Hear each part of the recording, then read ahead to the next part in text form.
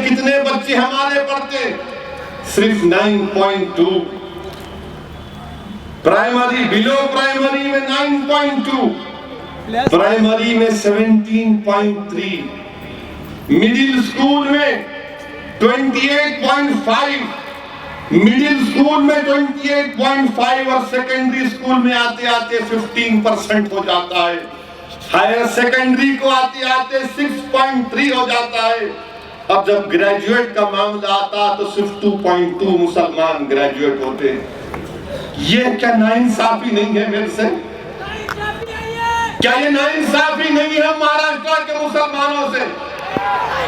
इसका फैसला कौन करेगा? मैं तुम्हारी रिपोर्ट से कह रहा हूं चीफ मिनिस्टर साहब, मेरी जबान अगर कड़वी है तो क्यों कड़वी है? मेरी जबान से अगर निकले अल्फाज से तुम्हारे सीनों को तकलीफ पहुंचती है, मेरी जबान से निकले अल्फाज को अगर तुम्हारी रातों की नींद हराम होती है तो इसी नाइंसाफी की वजह से होती है कि मैं तालीम के मैदान में प्राइमरी में 17.3, मिडिल में 28.5 और सेकेंडरी में 15.2, हायर सेकेंडरी में 6.3, ग्रेजुएट में आते आते 2.2। ये क्या नाइंसाफी नहीं है? क्या इसकी बुनियाद पर महाराष्ट्र के मुसलमानों को रिजर्वेशन नहीं मिल सकता? क्या ये आपकी रिपोर्ट में नहीं लिखा है कि पोस्ट ग्रेजुएट एंड अबाउट में खाली कितने मुसलमान हैं? 0.1। पोस्ट ग्रेजुएट एंड अबाउट में 0.1, ग्रेजुएट इन मेडिसिन में 0.03।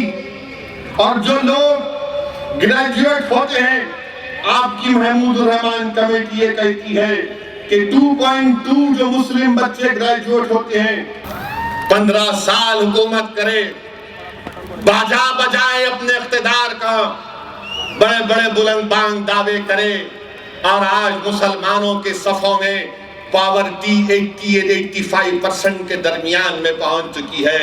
और आज कहते हैं कि असदुद्दीन ओवैसी कम्युनल है, असदुद्दीन ओवैसी कम्युनल है, अकबरुद्दीन ओवैसी कम्युनल है, मजलिस कम्युनल है। अरे बताओ, ठीक है थोड़ी देर के लिए हिंदुस्तान का सबसे बड़ा कम्युनल मैं हूं, मैं मानता हूं, मगर अगर तुम दूध के धुले हुए हो तो फिर ये नाइंसाफी कैसे हमसे हुई?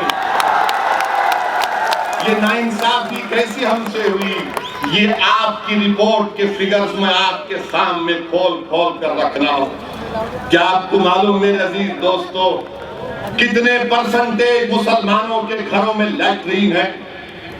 क्या आपको मालूम कि नंदुरबार में 66% मुसलमानों के घर में लैट्रीन नहीं है?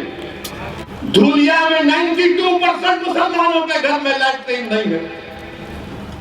ये इंसाफ है तुम्हारा? मैं भड़काऊ भाषण देता हूं,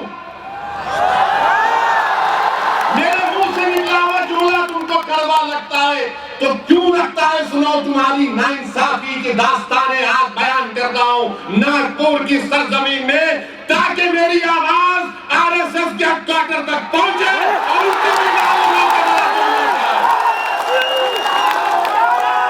92% मुसलमानों के पास दुनिया में टॉयलेट नहीं है।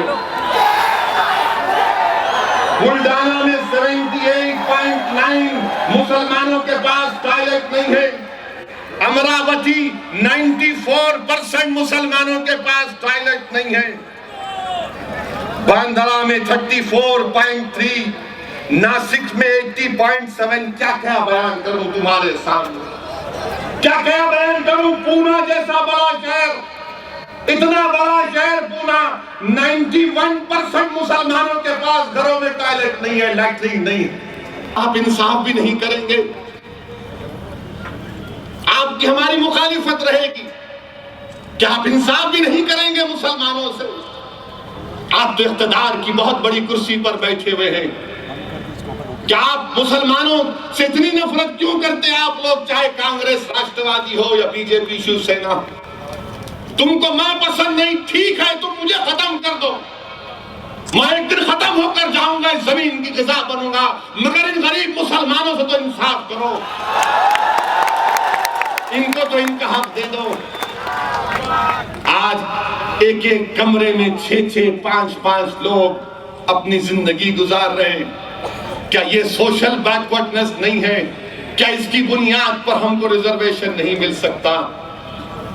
पेज नंबर 110 पढ़ लो जाके रिपोर्ट महमूदुर रहमान की, जिसमें क्या कहा कि हमारे महाराष्ट्र में मुसलमान, कितने मुसलमानों के पास 1.5 करोड़ की आबादी, सिर्फ 35% मुसलमानों के पास पक्के घर है और 60% मुसलमान कच्चे घर में जिंदगी गुजारते हैं। आज सबका विकास है मिस्टर प्राइम मिनिस्टर, कि मेरी तबाही और बर्बादी का एम्पिरिकल एविडेंस मैं आवाम के सामने रख रहा हूं। आपकी रिपोर्ट है, रंगनाथ मिश्रा की रिपोर्ट है, कुंडू कमेटी की रिपोर्ट है, सच्चर कमेटी की रिपोर्ट है, माइनॉरिटीज कमीशन की रिपोर्ट है। तो अगर सबका साथ, सबका विकास अगर होना है तो महाराष्ट्र के मुसलमानों को रिजर्वेशन मिलना चाहिए। इंडिया फर्स्ट, इंडिया फर्स्ट, ये बात हो चुका, काना पक गए, अब मत बोलो India first, India first, India first. स्वच्छ भारत, स्वच्छ भारत ठीक है, भारत को मजबूत होना चाहिए, मगर भारत कैसे मजबूत होगा प्राइम मिनिस्टर, अगर महाराष्ट्र की सरजमीन पर जोगड़ा के मुकाम पर 3-3 दलितों को गाजर मूली की तरह काट कर उनके जिस्मों को खेत में डाल दिया गया फर्टिलाइजर की तरह, तो कैसा भारत मजबूत होगा जब दलितों की जान और माल को नुकसान पहुंच रहा है? कौन सा दलित इज्जत की जिंदगी गुजार सकता है?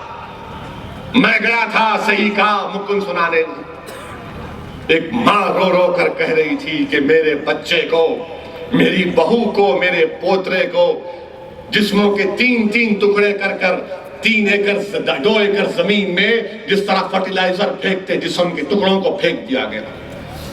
किसने किया?